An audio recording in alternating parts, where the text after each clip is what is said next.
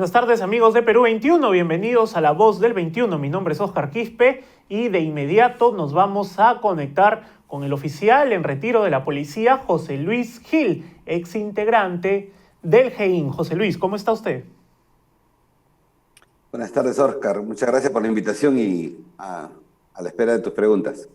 No, muchísimas gracias a usted por aceptar esta invitación.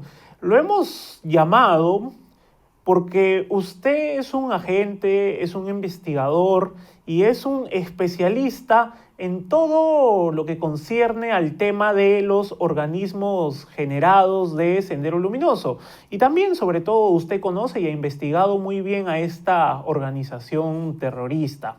Entonces, quiero, José Luis, hacer con usted un ejercicio de docencia para que la gente que nos está mirando pueda entender qué significa o qué en estos momentos representa para Sendero Luminoso un organismo generado como el Movadef.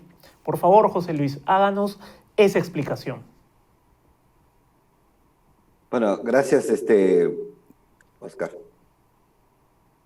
Fíjate, durante los 30 años que tenemos investigando a Sendero Luminoso, hemos podido establecer que esta es una organización que data de muchos años y que sus características de las actividades que realiza se van repitiendo cíclicamente a través de su historia, ¿no? Entre 1964 y el 1979 ellos hicieron la primera reconstitución. En esta reconstitución generaron organismos, que ahora les llaman organismos generados, clasificando a mujeres, profesores, alumnos, estudiantes, personas de diversos gremios y diversos sectores del país para poder controlar. A esto le llaman masa. Luego de la captura de Guzmán y ahora que han iniciado la segunda reconstitución, están haciendo lo mismo de hace varios años. Vienen organizando a la población en las mismas características. Y ya la DIRCOTE ha descubierto esta cantidad de organismos generados que hay. Y como el tema de educación es un blanco objetivo de Sendero para su futuro, entonces no han tenido mejor idea que organizar a los profesores. No olvides que en la década del 70 ellos también organizaron en algún momento a los alumnos del quinto año de media, ¿no es cierto?, haciendo una federación de estudiantes de media del Perú. Lo mismo pasó el año pasado cuando un grupo de estudiantes dirigidos por gente de Sendero Luminoso, a través del Movadef, en el Metropolitano hicieron un pequeño amago de actos de violencia como si fuera una protesta. Entonces, la intención de Sendero Luminoso de hacerse de lo que es el sector de educación desde los alumnos y desde los profesores no es actual, es antigua. Y José Luis, ahí Ahora quiero tenemos detenerme. a un... Sí, José Luis, quiero ahí detenerme en un punto. ¿Por qué a Sendero Luminoso le importa tanto el sector educación? ¿Qué ganan ellos con controlar o manipular el sector educativo? Bueno, el proceso para pasar al socialismo y al comunismo requiere educar, entre comillas, a la gente, educarla revolucionariamente, es decir, enseñarles el marxismo, el leninismo, el maoísmo, enseñarles el pensamiento Gonzalo y enseñarles qué significa la revolución. Porque si esta parte no está tomada, cuando, entre comillas, ellos hayan tomado el poder y quieran desarrollar la revolución cultural, tendrían muchos problemas para hacerles entender, ¿no es cierto?, que ya están camino al comunismo. Por lo tanto, la educación es clave y tienen que tener controlado a los profesores y a los alumnos, ¿no? No olvidemos que ellos tienen aproximadamente 4.200 profesores excarcelados que han pertenecido a Sendero Luminoso. No hay que olvidar eso, ¿no? Uh-huh. José Luis, y aquí nace en estos organismos generados, aquí nace el CONARE SUTEC. ¿Qué es el CONARE SUTEC? ¿Nos puedes, por favor, decir? Por supuesto.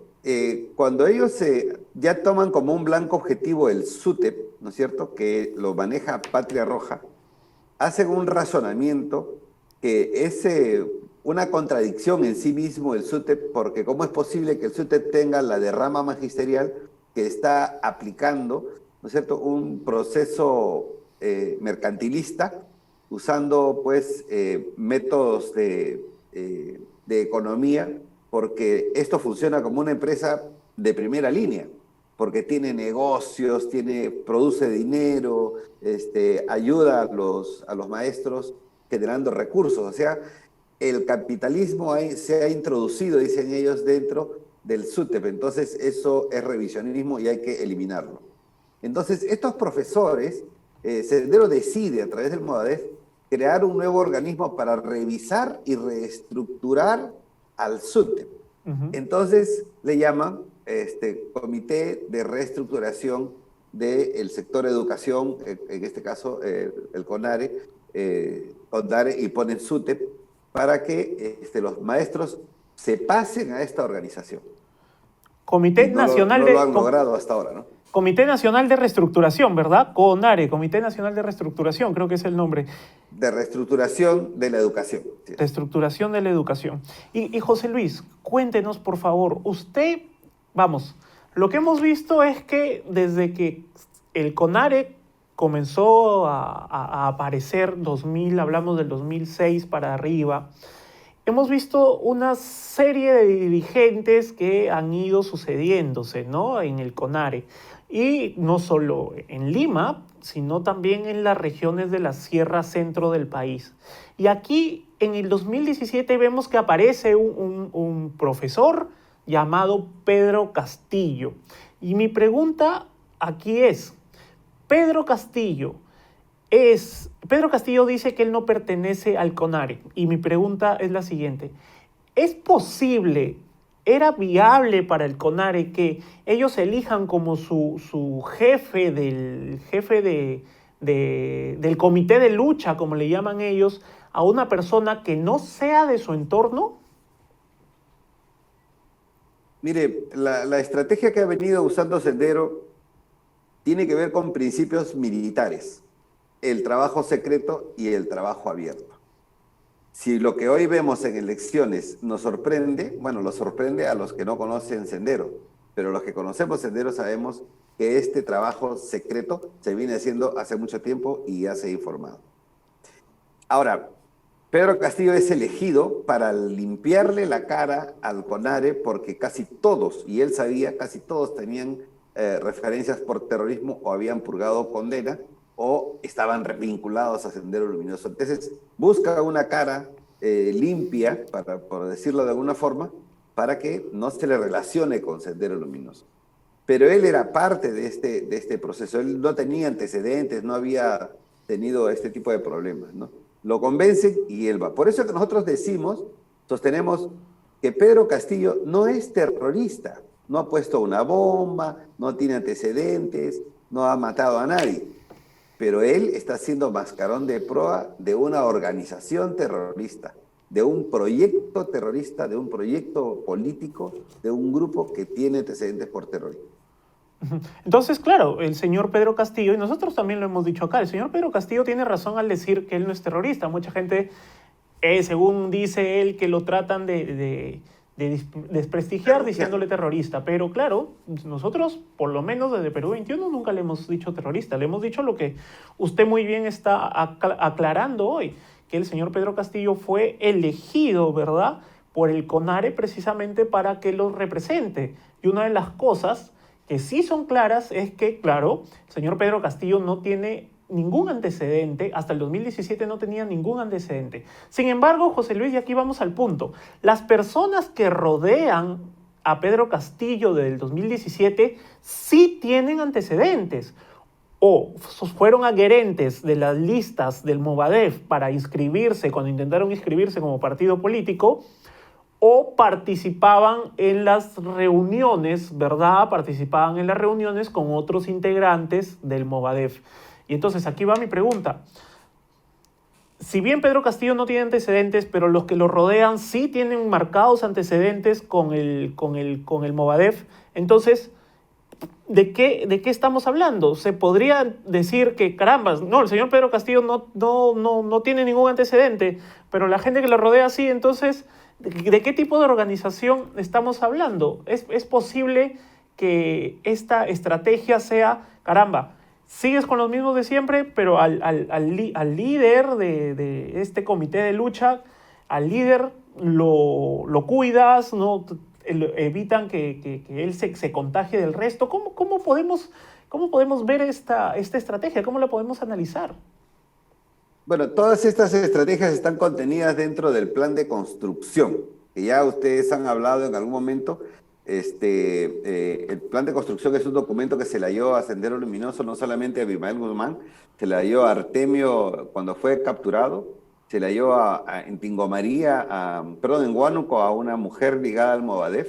En 3 lugares diferentes se halló el plan de construcción y esto ha significado lo que ha marcado la ruta de lo que debe ser el Movadef y el trabajo clandestino que deben hacer.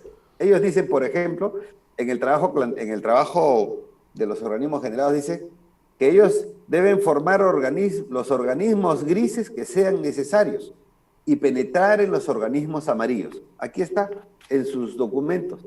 Penetrar en los organismos amarillos, crear otros organismos.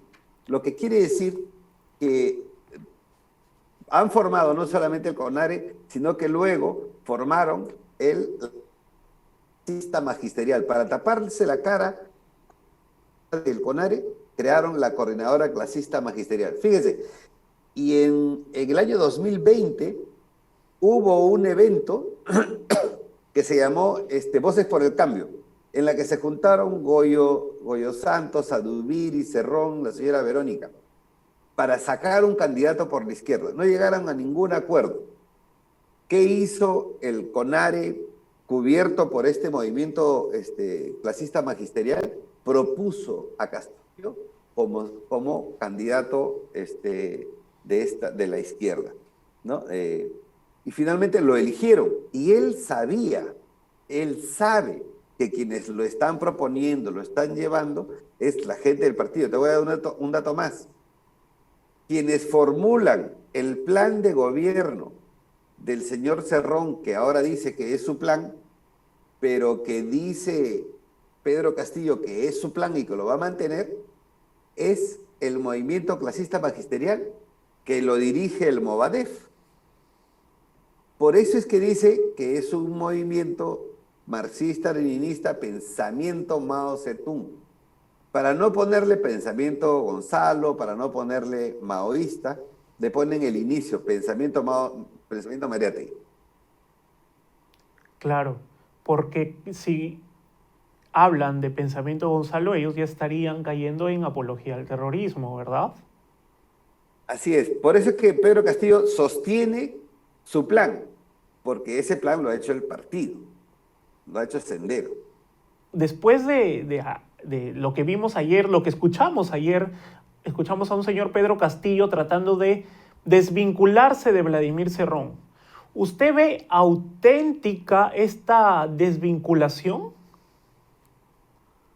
Fíjate, en este momento tenemos una confluencia perversa en la que gente ligada al MRTA, como el señor Bermejo, gente ligada al Movadef, como el señor Pedro Castillo, y la gente ligada al bolivarianismo de Venezuela y de Bolivia, como el señor Cerrón, estos tres personajes son una confluencia perversa de la izquierda radical que se están apoderando del Congreso. Lo que no saben es que Sendero Luminoso se los va a devorar a los otros dos.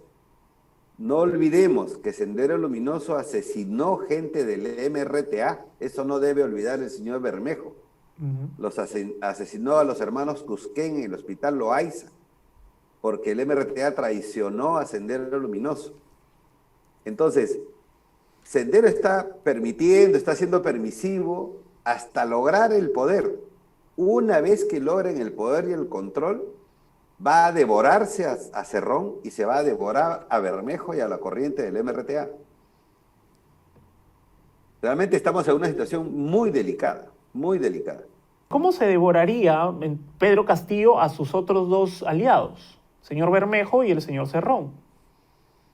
Fíjese, el que está acá dirigiendo un plan para tomar el poder es Sendero Luminoso a través del Movadef, CONARE y el Movimiento Clasista Magisterial Castillo. Muy bien, este plan viene de hace años, como ya le hemos demostrado, ¿no? Llamado Plan de Construcción.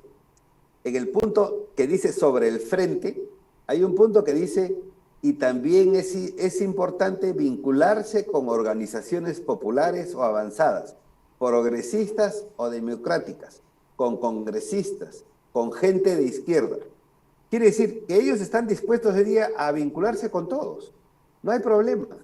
Está bien, si eso les va a traer público, gente, votos, ellos se van a subir a cualquier micro, combi, se van a subir a cualquier venta de alquiler, a cualquier partido, mientras le den cabida, solamente quieren el vehículo para llegar al poder. Una vez en el poder, se los van a devorar políticamente, significa que los van a rebasar. Y si entran a una etapa de violencia, no va a terminar en buenos términos. Bien, bien, entiendo, José Luis. Entonces, tú ves que, porque nosotros analizábamos acá, si el señor Castillo, vamos, intenta desvincularse de Perú Libre, caramba, se queda sin una plataforma política, porque el partido, queramos o no, Perú Libre tiene toda una organización, ¿verdad? Es una organización política. Entonces, si se desvincula, por lo que tú me dices, Castillo no se quedaría solo, sino con el grupo que lo está respaldando a él, ¿verdad? Así es. Castillo va a sostenerse, va a agarrarse de sus congresistas, los cercanos al Movadef, ¿no? Vas a ver cómo poco a poco, dentro de unas semanas o meses, si es que ellos llegan a ser gobierno, que yo lo dudo, van a comenzar a separar a Bermejo primero, a Cerrón después. Ya hoy día le ha dicho claramente Castillo, ayer le dijo, oye, acá el que manda soy yo, pero Cerrón cree que él es el dueño del partido y que él es el dueño de todo, hasta del plan, pero realmente no es dueño de nada. Cerrón va a ser expectorado como no tienes idea. Entonces, la verdad que ha llevado al enemigo a su casa, ¿no? Bien, bien, buen análisis, estimado José Luis. Bueno, pues te agradezco por tu tiempo y ya vamos a seguir conversando porque se vienen 5 semanas, largas todavía de campaña electoral en donde hay muchas más cosas por analizar, porque aquí el punto es, y no sé si tú compartes conmigo, que mucha gente no conoce cómo viene trabajando, cómo ha venido trabajando en su segunda reconstitución Sendero Luminoso a través de los organismos generados. Y se me ocurre una última pregunta antes de terminar la entrevista. ¿Cómo crees tú que sería la forma correcta de llevar esta información que usted conoce muy bien por las investigaciones que ha hecho, por los análisis que hace? ¿Cómo llevar esta información para que para que un buen porcentaje de la ciudadanía la conozca? Bueno, lo primero que tenemos que hacer es no tenerle miedo a los que nos acusan de terruqueadores, ¿no? Que somos terruqueadores, que nos etiquetan de fujimontesinistas. Nosotros hemos demostrado claramente que no somos políticos. Nosotros hemos demostrado, los expertos en terrorismo, de que estamos neutrales en el campo político. Pero en este momento, frente a la violencia, frente al proyecto que se viene, no vamos a quedarnos callados, tenemos que decir nuestra palabra. Creo que hay que seguir difundiendo con energía, con convicción, con documentos, que el público se dé cuenta que en esta oportunidad no puede votar ni por mal humor, ni por regionalismo, ni por sentimientos gremiales, ni por odios a nadie. Tiene que votar por el país y ver bien qué proyecto es el que más le favorece al país. Si uno ligado a Sendero Luminoso u otro que está lamentablemente cuestionado, pero que se debe y se puede corregir. Es más fácil luchar contra la corrupción con leyes, con expertos, con inteligencia, que luchar contra un comunismo rampante que tarde o temprano nos va a dar violencia para sostenerse en el poder. Piense bien. Bien, José Luis, le agradezco por su tiempo. Muchísimas gracias. Muchas gracias. Bien, fue José Luis Gil, oficial en retiro de la policía, ex integrante del GEIN, este grupo que logró la captura de Abimael Guzmán. Pues bien, si usted quiere leer esta entrevista, lo puede hacer, por supuesto, en la edición impresa de Perú 21 de este sábado. Y, por supuesto, también estará en nuestra página web www.peru21.pe. Lo invito a suscribirse a nuestro canal de YouTube, en donde tendrá toda la información de estas elecciones 2021 en su segunda vuelta electoral. Mi nombre es Oscar Quispe, permiso.